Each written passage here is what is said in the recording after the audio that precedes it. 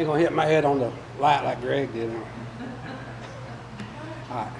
So, my name is Alan Estell. I'm from the Novelville, Carbon Hill area. I'm running for sheriff. I have one child, one grandson, which I adore very much. I go see him every chance I get. But that's one reason I'm running. My son lives in Winston County in Lynn. Well, we got some land we've had in our family for 100 years. I want to pass that on to him. I want to make sure we have a safe environment for him that he can run and raise his family.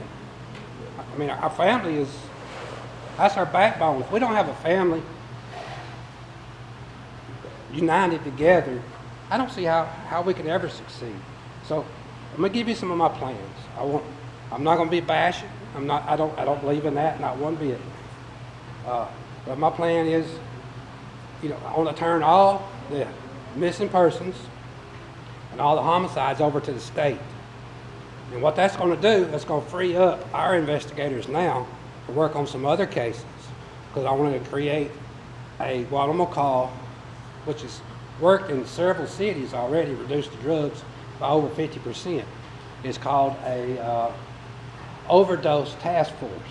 So when we have an overdose in the city or anywhere in the county, an investigator comes in. I mean, it don't have to be a death. We're going to come in and we're going to get a court order, get their phones. We're going to start investigating who sold them that drugs. If we do that, we'll reduce this drug problem. It's worked in Jacksonville, Florida. It's worked in Memphis. It's worked everywhere that they've tried this program. So it will work. I want to put on a 10-person committee that we'll do a lottery. I'm going to ask one of the judges to maybe oversee the lottery. We'll have 10 people come into the jail. They have free access, maybe no more than 2 or 3 at a time. They have to pass a background check. They have free access to monitor what's going on in jail. And it's not for so much of what's going on in jail, it's to give the community a sense that they know what's going on. It'll be transparent. It'll be with integrity. So if we do that, I think we'll eventually get some of the trust back that the people has lost right now.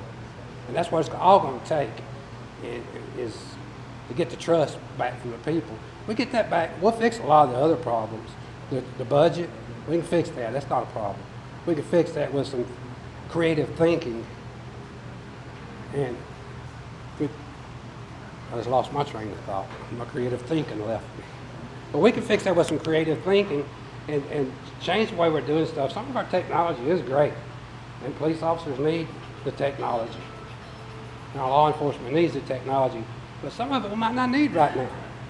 Some of it we might have to step back a little bit and go for some older stuff that doesn't cost so much every month. Our body cams, we got to have them. They cost like $70 a month per body cam. Radios, I don't know how much they cost. I figure it's about $45 to $65 per month for that radio that they're carrying, per radio. So we might have to go back to the digital type radios, but that would be me working with the county commission. I have a good relationship with the county commission.